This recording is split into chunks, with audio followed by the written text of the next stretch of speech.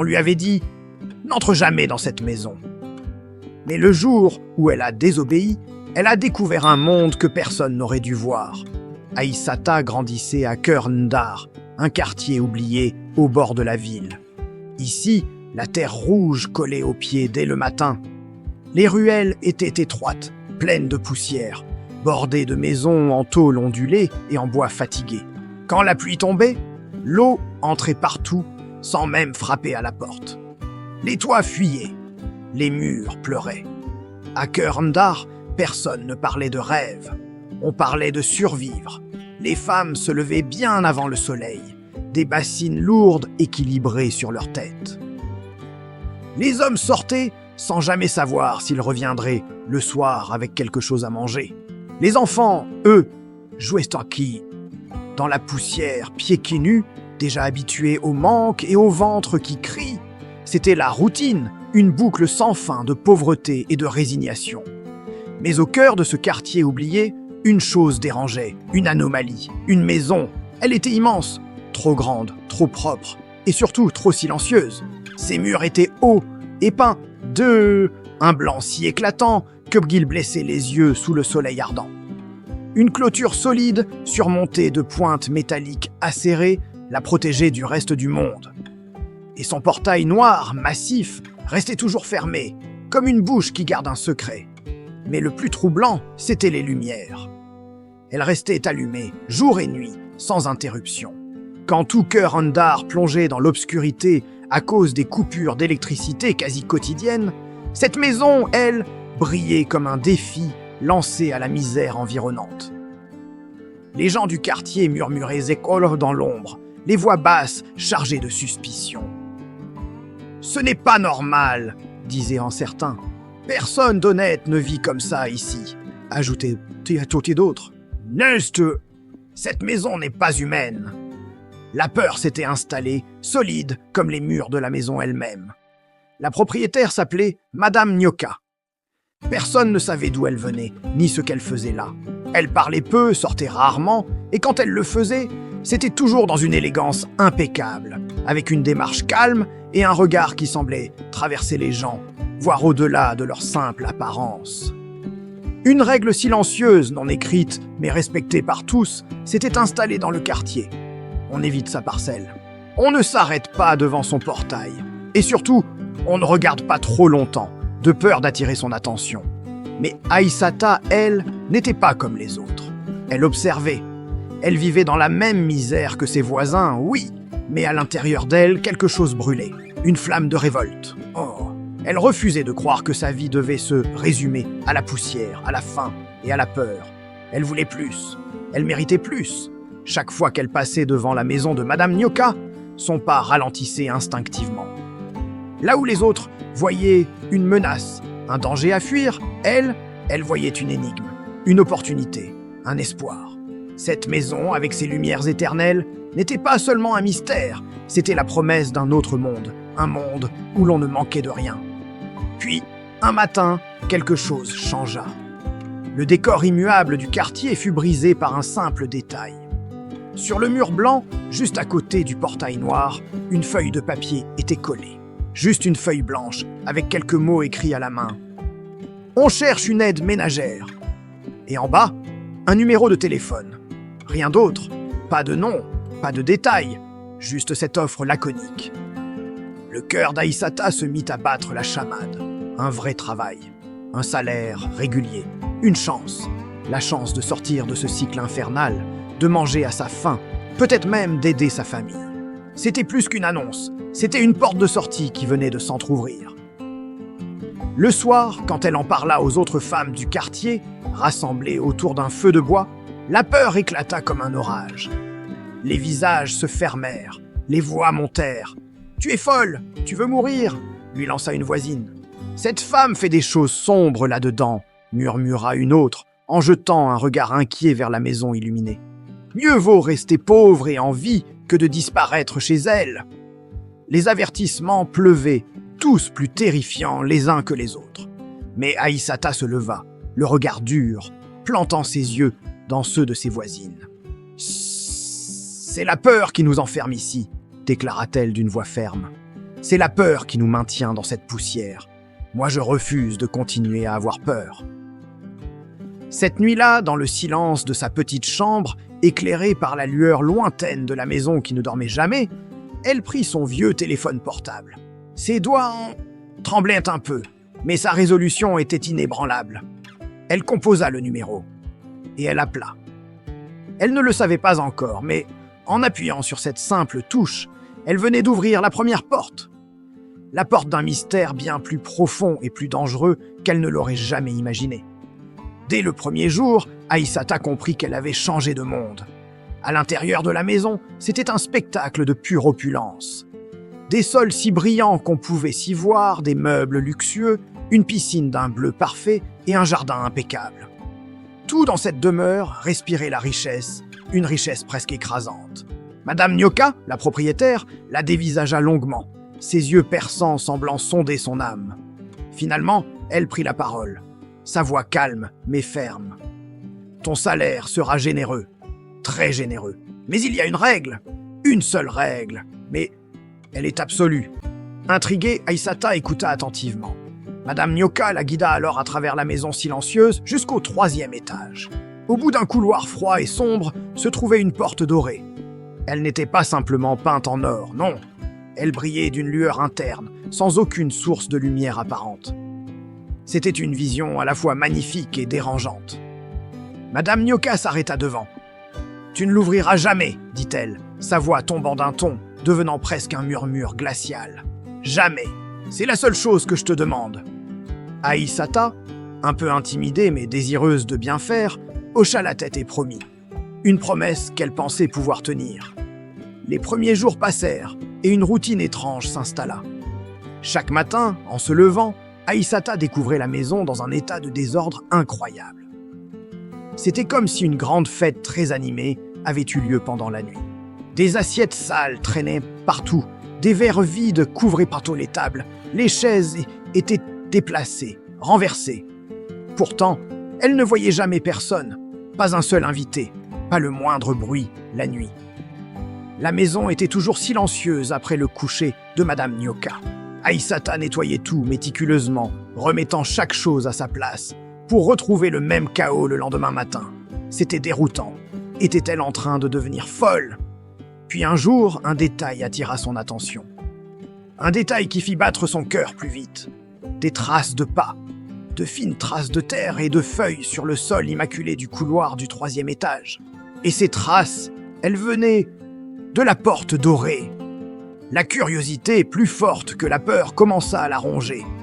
Comment était-ce possible? Cette porte était censée rester fermée. La nuit suivante, incapable de dormir, elle décida de découvrir la vérité.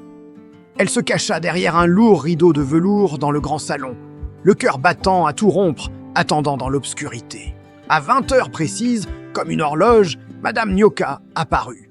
Elle était vêtue d'une longue et somptueuse robe rouge qui semblait flotter autour d'elle. Elle se posta au milieu du salon vide et déclara d'une voix calme mais résonnante que la cérémonie commence. Et là, l'incroyable se produisit. Des invités apparurent non pas de nulle part. Ils ne passèrent pas par la porte principale, ni par aucune fenêtre. Ils se matérialisèrent simplement dans la pièce. Des hommes, des femmes, tous incroyablement riches et élégants, le sourire aux lèvres.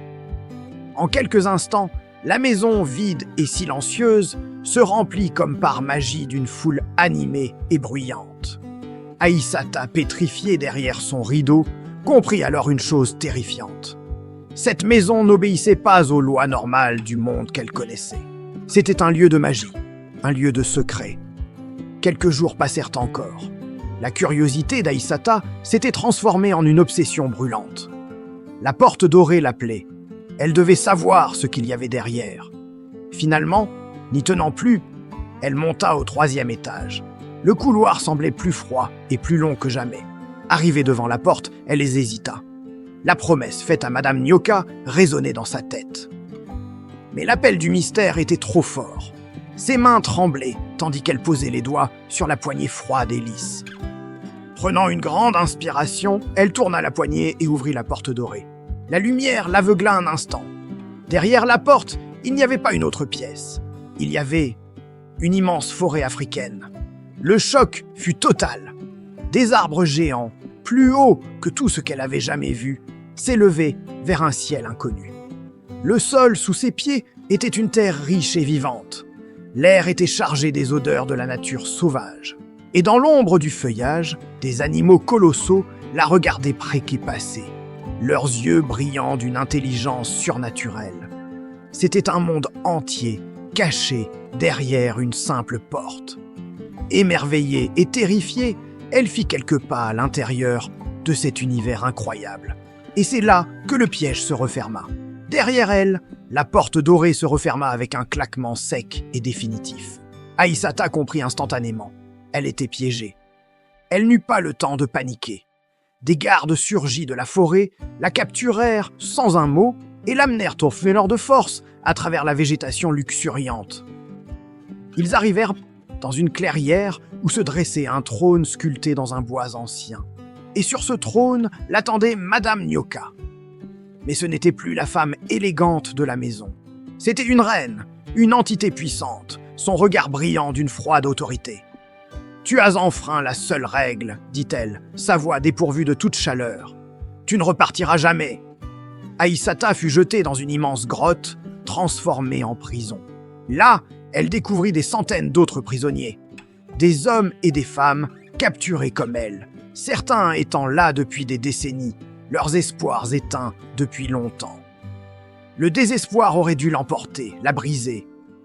Mais alors qu'elle regardait les visages résignés autour d'elle, une certitude naquit au plus profond de son être. Une flamme qui refusait de s'éteindre. « Je ne mourrai pas ici. Merci d'avoir regardé cette histoire. Si vous aimez les contes mystérieux et les univers fantastiques, n'oubliez pas de vous abonner à la chaîne pour ne pas manquer la suite des aventures d'Aïssata. Laissez un pouce bleu si ça vous a plu et dites-moi en commentaire ce que vous feriez à sa place. À très bientôt pour de nouvelles histoires. Dans l'ombre suffocante de la prison, Aïssata priait en silence. Ses prières n'étaient pas pour la richesse, ni pour la vengeance. Elle ne demandait qu'une seule chose, avec la ferveur d'une âme captive, la liberté. Chaque jour, dans le froid et la pénombre, elle fermait les yeux et visualisait un monde sans chaîne, un ciel sans barreaux. Sa foi était sa seule lumière, une petite flamme vacillante qu'elle protégeait des vents du désespoir. Elle ne savait pas quand ni comment, mais elle sentait au plus profond d'elle que ses prières seraient un jour entendues. Cette conviction, cette certitude intérieure était tout ce qui la maintenait en vie. Une nuit, alors que le silence de la prison était plus lourd que jamais, une sensation étrange la parcourut. Ce n'était pas une force physique, mais une énergie pure, une certitude inébranlable qui semblait émaner du plus profond de son être. C'était comme si chaque prière murmurée, chaque espoir cultivé, s'était cristallisé en une puissance nouvelle. Elle se sentit différente, non pas transformée en quelqu'un d'autre, mais devenue pleinement elle-même. La peur qui l'avait rongée pendant si longtemps s'était dissipée, remplacée par une détermination froide et tranquille. Elle se leva, ses mouvements fluides et assurés. Elle savait ce qu'elle devait faire. Le moment était venu. La délivrance n'était plus un rêve lointain, mais une réalité imminente qu'elle allait forger de ses propres mains. La porte de sa cellule s'ouvrit sur un couloir gardé par des créatures terrifiantes. Des lions géants, aux yeux flamboyants et aux crocs acérés, symbole de la puissance brutale de Madame Nyoka. Ils grondèrent en la voyant, prêts à la déchiqueter. Mais Aïssata ne s'y a pas. La force qui l'habitait était sereine, absolue. Elle s'avança calmement vers eux. Le premier lion bondit, sa gueule béante. Sans une once de peur, elle leva simplement la main, paume ouverte, et d'une voix qui résonna dans tout le couloir, une voix qui n'était plus celle d'une prisonnière mais celle d'une reine, elle ordonna « Inclinez-vous ». Un silence stupéfiant s'installa. Les créatures monstrueuses, ces gardiens implacables, s'arrêtèrent en net. Leurs grognements s'éteignirent. Lentement, avec une soumission incompréhensible, ils baissèrent la tête, puis plièrent leurs puissantes pattes. L'un après l'autre, les lions géants s'inclinèrent de devant elle.